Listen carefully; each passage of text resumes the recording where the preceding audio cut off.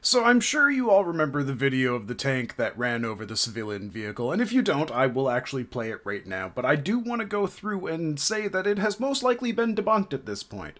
But let's take a look here.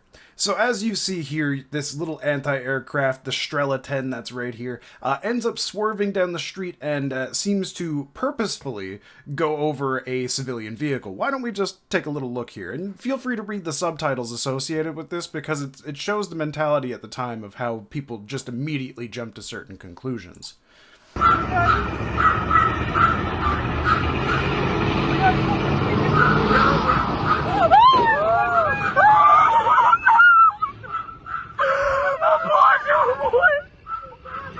Now, thankfully, the driver did survive. These are people right after the military vehicle came off of him, going up and helping him get out.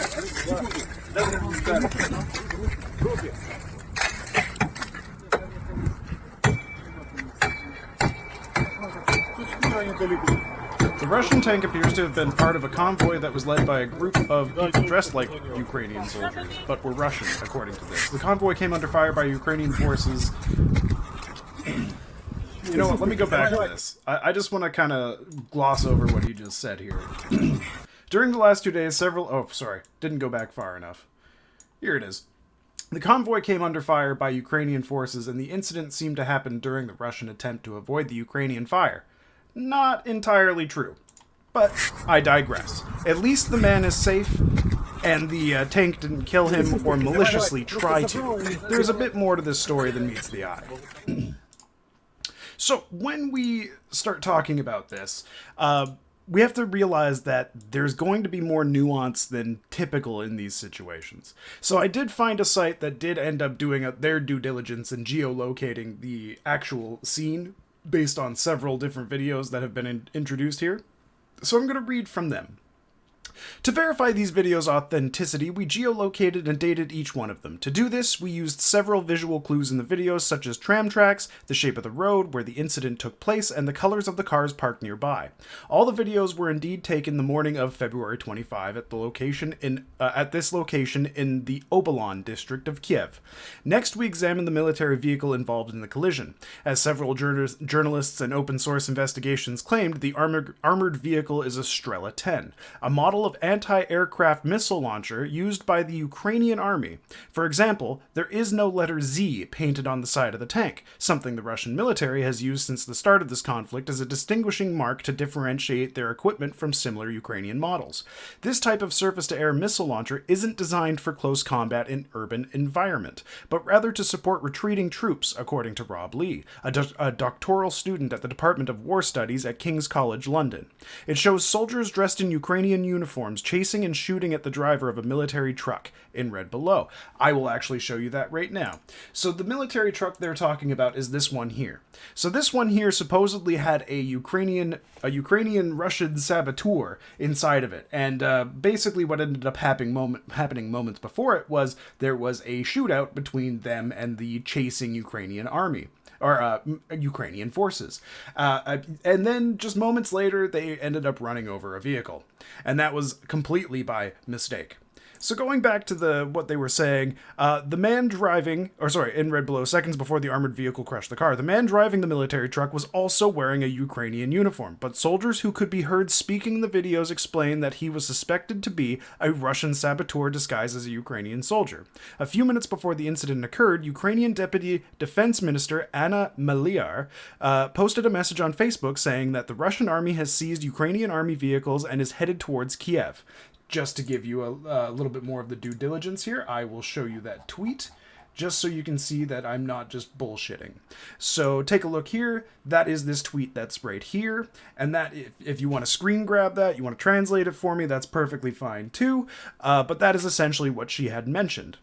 So going back to what the article says, in several videos, the Ukrainian soldiers nearby do not attack the armored vehicle after it runs over the car, nor does the vehicle flee. This is why several journalists claim that the driver of the Strela 10 was not one of these saboteurs, but rather a Ukrainian soldier who was thrown off by the shooting that had taken place nearby. They said the collision between the car and the Ukrainian armored vehicle was accidental and caused by the fighting. So that is why it wasn't necessarily malicious that he parked jumped on top of him, but more of a smart idea. Because when you're hit by a vehicle and you're pinned under it, the worst thing you can do is try to drive over them, because that pressure of where the vehicle is sitting could be preventing internal injuries from getting much worse than what they typically are. So as soon as more help has arrived and they were able to pry him out of the vehicle and they realized he wasn't in as bad a shape as they could have been, they were able to get him out of there. Hence why the vehicle stopped, because it realized what it did. If it was still under fire, I guarantee you it would have decided to just keep going. It wouldn't have cared about that life. Why would it have? Why would it have cared at this point with all the other civilian deaths that are out there? So at this point, we have narrowed it down to the fact that that is a Ukrainian Strela 10. The officers were in Ukrainian uniform. There was one count of Russian saboteur, and it was in the military truck that I showed you. And for him to not flee afterwards shows that he wasn't trying to be malicious in what happened. It was all purely an accident.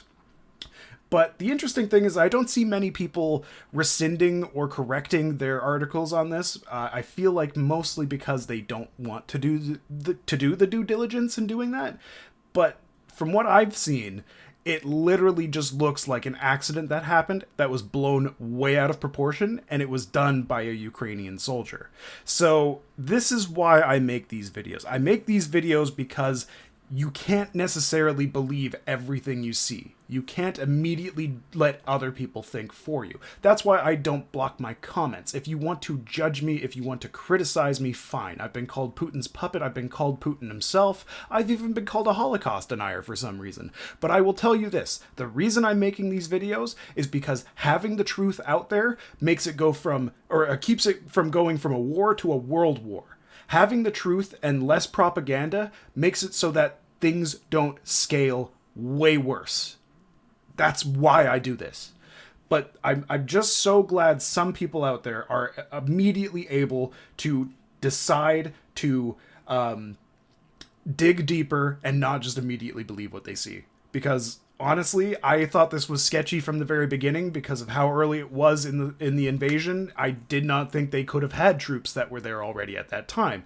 And apparently they didn't. They did have report of a saboteur, but even then it's kind of iffy on how far that went. Anyways, guys, I figured I'd make this video since it seems that not many of the mainstream media, at least on the western side of the world, is willing to do any digging. Instead, they are jumping to conclusions and grabbing clicks. And that is why I didn't make a video on this when it immediately happened, because something about it seemed fishy and something about it didn't seem quite right.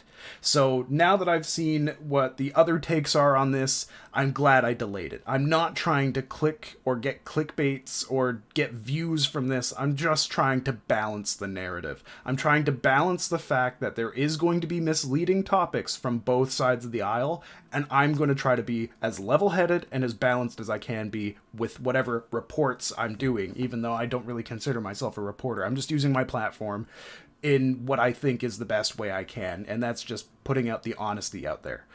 Regardless of what side of the aisle you're on, I'm still going to make sure I put out the truth.